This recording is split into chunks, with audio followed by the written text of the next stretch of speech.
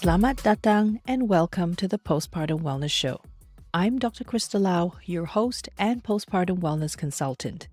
In this show, I share insights and knowledge around approaching your postpartum journey through culture, traditions, and modern postpartum care using my combined experiences as a physician with scientific and public health background, an author, a foreign-born U.S. military spouse, and a mom of two. Join me in this exploration of motherhood, wellness, and heritage where you will learn how to thrive in your postpartum journey and beyond. A quick disclaimer before we start today's episode. The content of Dr. Krista Lau's Postpartum Wellness Show does not replace medical advice from your health providers. Listening to this show does not establish a patient-doctor or client-provider relationship between you and Dr. Krista Lau. Please see your health provider for any medical concerns or contact your local emergency line for any urgent matters. Welcome to today's episode of the Postpartum Wellness Show. Today, I'm going to talk about who looks after you as a mother and your family during the postpartum period. But before I dive in, I'd like to explore two things. First, why is it important for us to know who's out there to help us?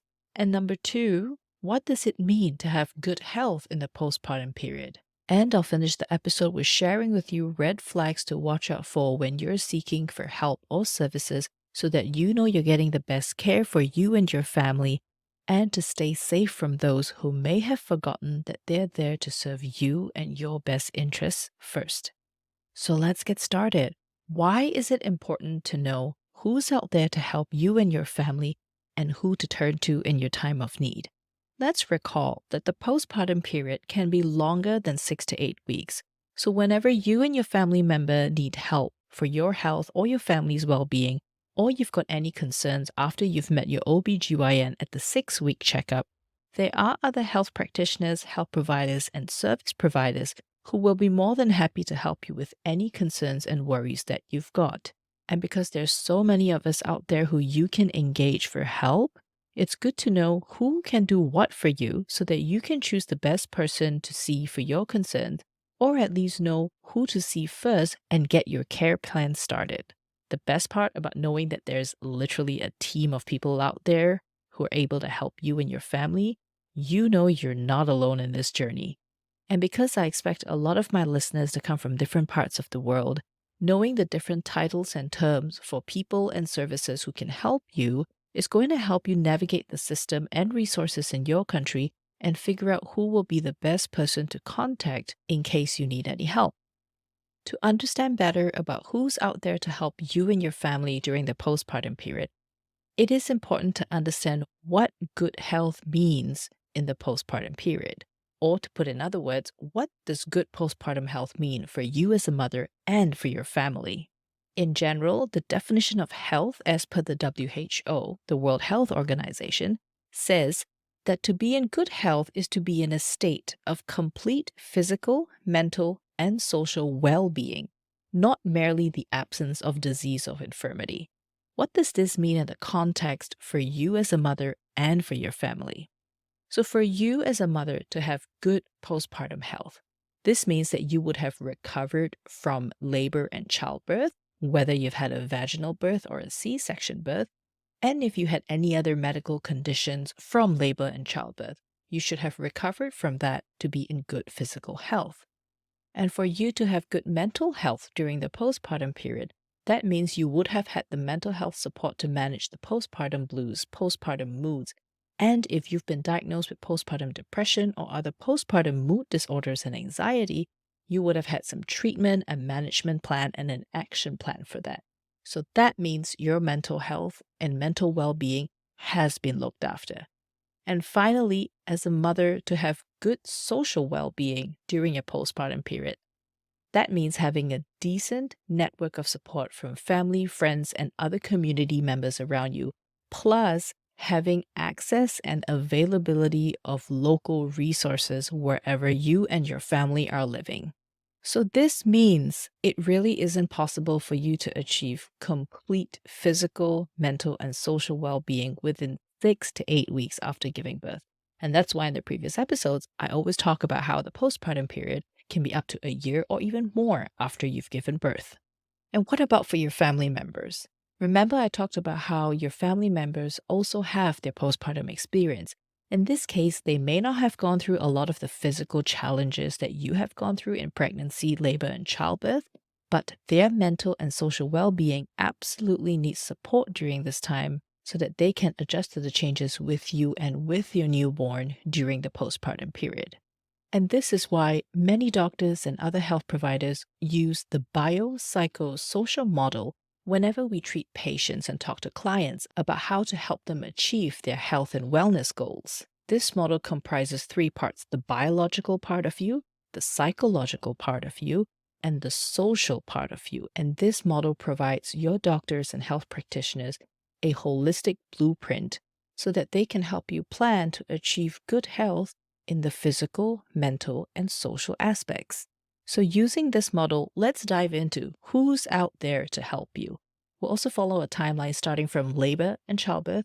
A lot of the care that happens during labor and delivery falls to the midwives, who usually lead the entire birthing process. In a lot of Western countries, some mothers add a labor doula onto their team, who provides non-clinical and non-medical support during the birthing experience. And in some parts of the world, like in Australia, in the rural or regional areas where there may not be as many midwives and OBGYNs, there are general practitioners who are specifically trained to also function as rural OBGYN specialists and emergency specialists, and they take the lead in helping mothers go through labor and delivery. So where do the OBGYNs fall in during this time? Let's take a moment to appreciate this specialty where it is really quite unique, even for those of us in the medical field. This is one of the specialties where the doctor provides both medical and surgical care because they provide both obstetrics and gynecology services. Obstetrics meaning related to childbirth and gynecology meaning related to the women's reproductive health. So in a lot of cases, when the labor process is uncomplicated, which is medical speak for things are going as it should, and it doesn't look like there are any interventions that's required, most of the OBGYN doctors don't really play an active role here. The midwives usually take the lead in this part. However, should there be any concerns of safety for the mother and the baby during the labor and delivery process, that's when the midwives will call the OBGYNs, and together with the mother, they will assess the situation as a team and make a decision on what's the next step. From my second birthing experience, I thought everything was going to go well because I presented to hospital 5 centimeters dilated, meaning I was already halfway there. And even my midwives, they were very pleased with how everything was progressing. Up until 20 hours later, I was not moving past 6 centimeters and my baby was starting to show fetal distress on the monitor. And that's when the OBGYN doctor stepped in. We had a discussion and decided that it was best for me and my baby to have an emergency C-section.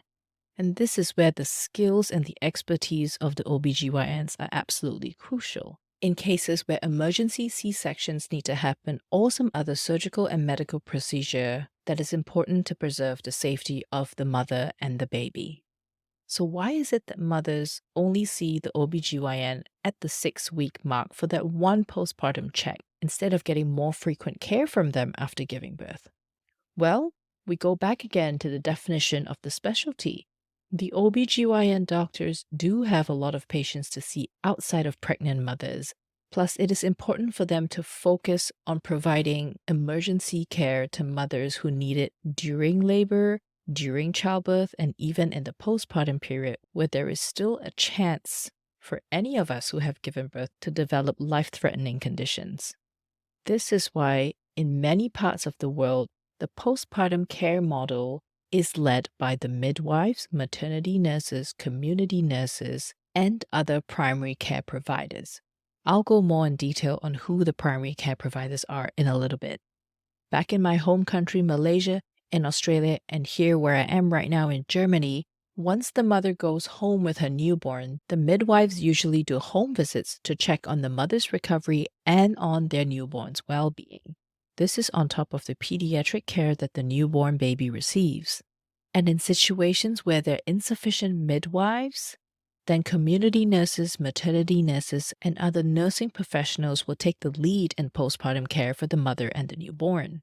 It is also during this time in the immediate postpartum period where families in the West have the option of hiring postpartum doulas, overnight nannies, and newborn care specialists who can help with promoting a mother's well being.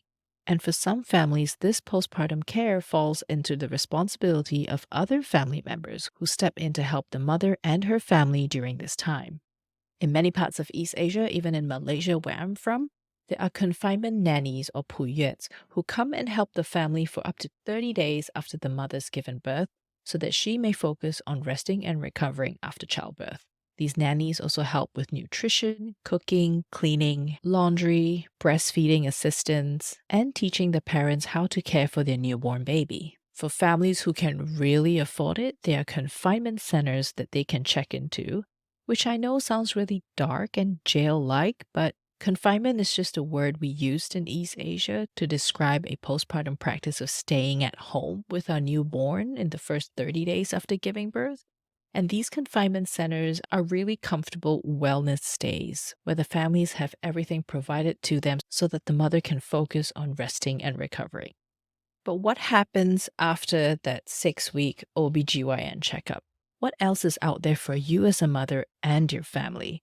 Most importantly, after this time, is to establish care with your primary care provider. These professionals are your general practitioners, family medicine doctors, nurse practitioners, physician assistants, and for smaller rural communities, community nurses would be your point of contact. The type of care that they provide is not limited to only making sure that you're in good physical health, but to provide you with mental health support and to refer you to other allied health practitioners and providers and services to improve and maintain your social well being. They are the team leader for your health team for the rest of your postpartum journey.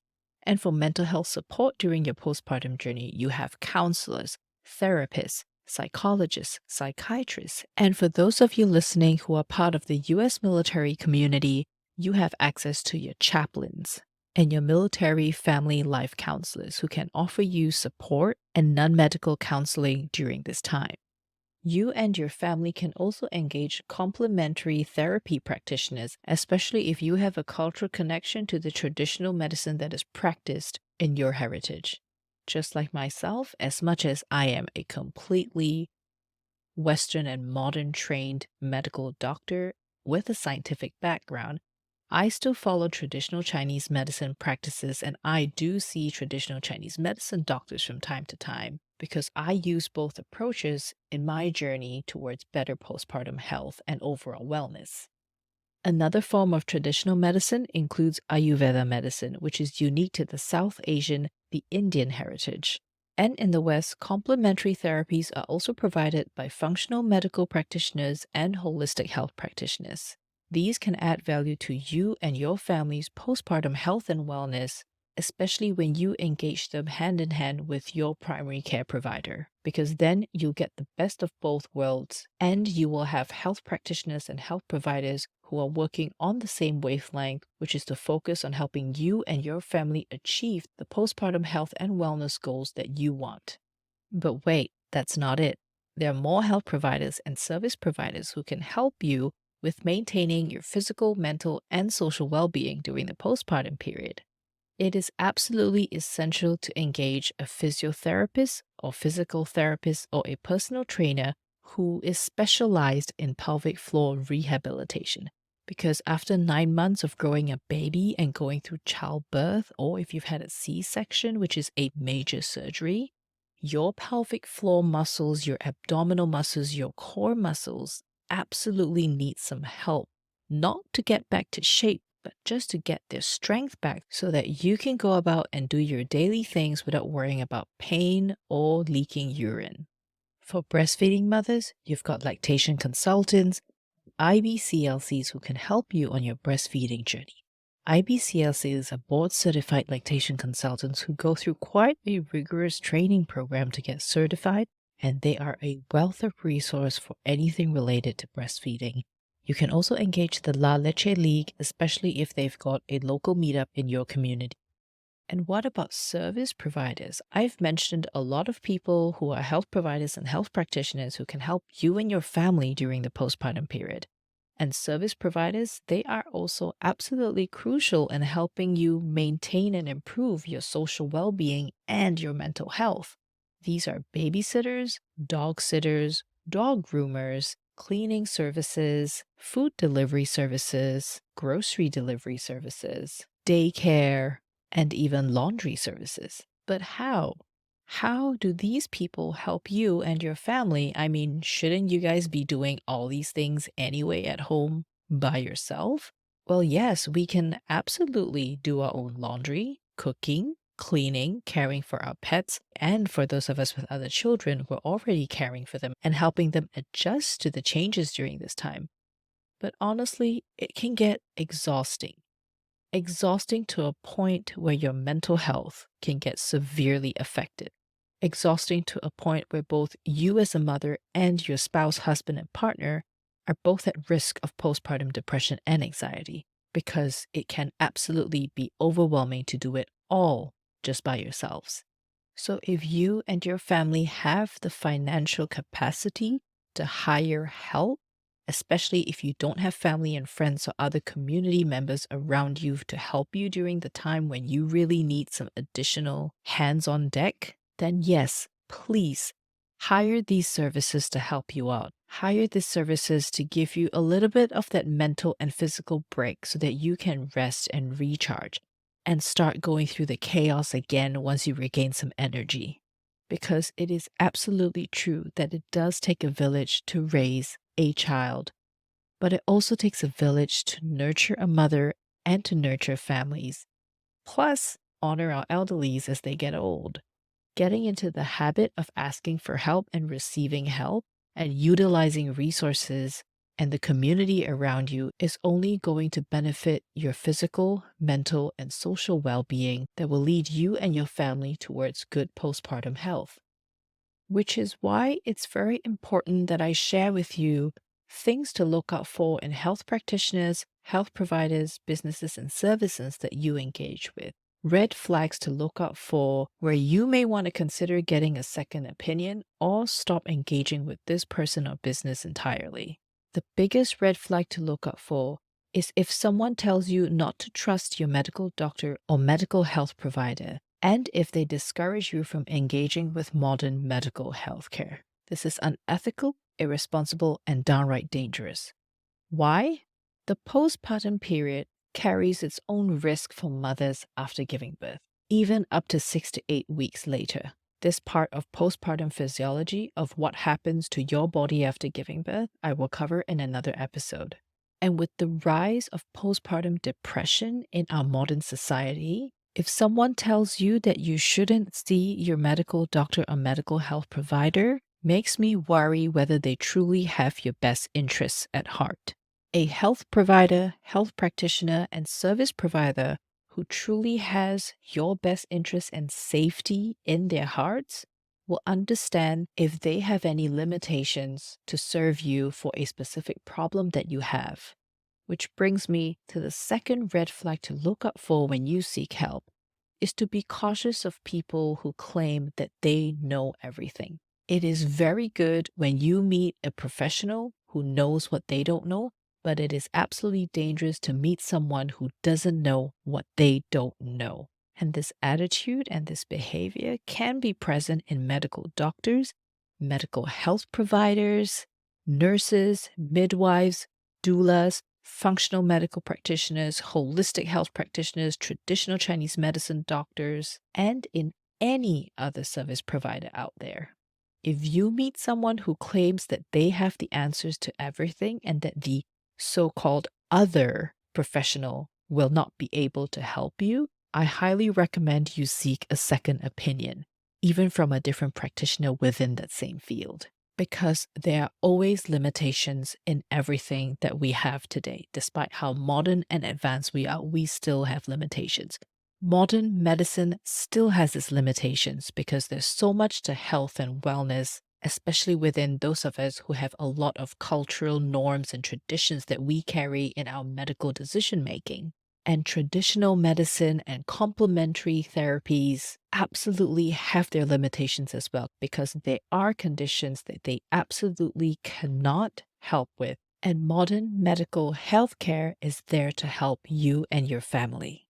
This is a very nice spot to wrap up this episode, actually, because from everything that we've discussed today, that I've talked about today, you can see that postpartum health, that health in itself, is pretty complex. There is no one-way street towards good health. You need to take into account your physical well-being, your mental health, and your social well-being.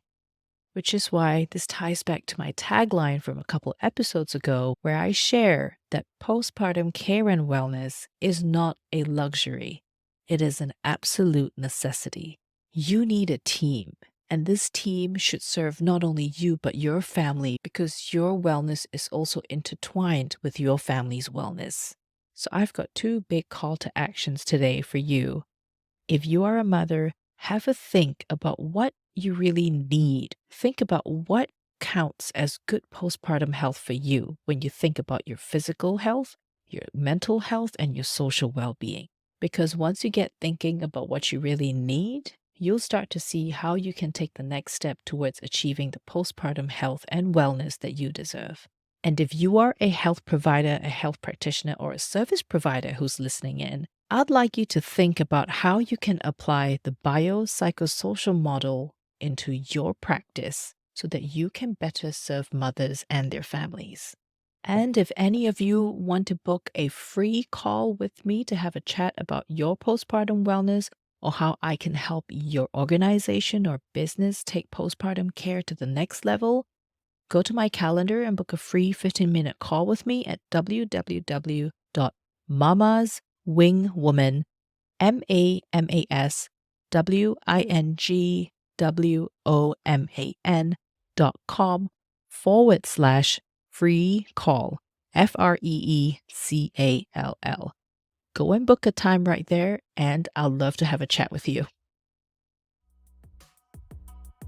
And that's it for today's episode. Thank you and terima kasih for tuning in. Please leave a review on your favorite podcast platforms, or if you're watching this on YouTube, please leave a comment below the video. I appreciate you in helping me improve this show, and I will see you in the next episode.